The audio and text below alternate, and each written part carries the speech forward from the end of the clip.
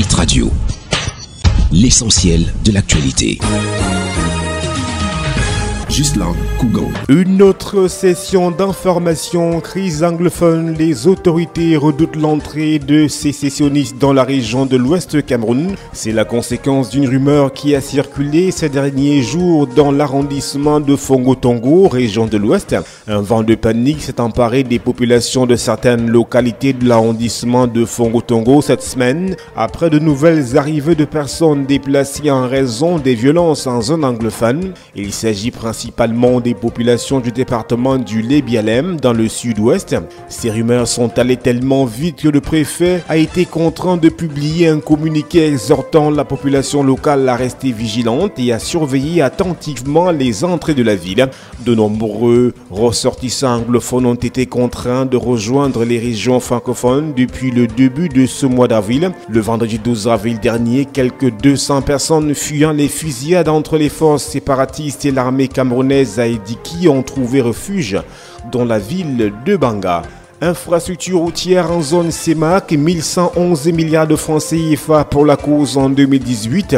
C'est ce qui ressort de la 6e session du Comité national de pilotage des programmes intégrateurs et des projets de facilitation des transports et de transit en Afrique centrale. De l'avis des participants, les infrastructures routières sont considérées comme l'un des principaux leviers de l'intégration communautaire en Afrique centrale. Et il convient de relever que très peu de pays de cet espace économiques sont reliés à travers des routes praticables. Sur la base des données actualisées, l'ingénieur des projets de la cellule Banque mondiale et Banque africaine de développement en charge de cette évaluation a indiqué que dans le cadre de la réalisation de ce programme, il reste encore 1600 km de routes à construire avant 2020. Des routes dont des contrats globaux signés pour ces projets s'évaluent à 950 milliards de francs CFA. Le comité s'est également appesanti sur les secteurs ferroviaire et aérien, la finalité étant de doter la zone CEMAC d'infrastructures viables devant favoriser l'intégration communautaire. L'actualité internationale. Lutte contre le financement du groupe État islamique et d'Al-Qaïda. Ce mercredi s'est ouvert à Paris No Money for Terror, pas d'argent pour le terrorisme. La conférence internationale de lutte contre le financement du groupe État islamique et d'Al-Qaïda a été voulue par le président français Emmanuel Macron, qui a réuni pour l'occasion 70 États et une vingtaine d'organisations internationales, y compris bien sûr le FMI et la Banque mondiale. L'ONU, le G7, le G20 sont aussi représentés. Un format inédit donc et 2 jours de conférence pour s'attaquer plus efficacement au financement du groupe État islamique et d'Al-Qaïda qui dispose encore aujourd'hui de sommes d'argent considérables.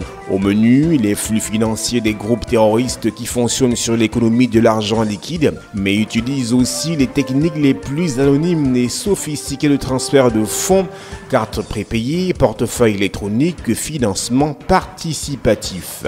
République centrafricaine, le président Faustin Archange Touadéra a réclamé mardi dernier devant l'Assemblée générale de l'ONU davantage de casques bleus et qu'ils agissent de manière plus offensive dans son pays, toujours largement sous la coupe de groupes armés. La Centrafrique souhaite aussi que la mission de la force de l'ONU passe du maintien de la paix à l'imposition de la paix afin d'éviter de faire échec aux efforts de consolidation et pérennisation de la paix. La force de l'ONU en Centrafrique, MINUSCA, compte plus de 12 000 personnels, dont plus de 10 000 casques bleus. Les déclarations du président centrafricain surviennent alors que des interrogations subsistent sur la possibilité d'une bavure onusienne 15 jours après des combats entre des milices et une patrouille de casques bleus rwandais accompagnés de forces centrafricaines. Hit Radio, une info d'avance.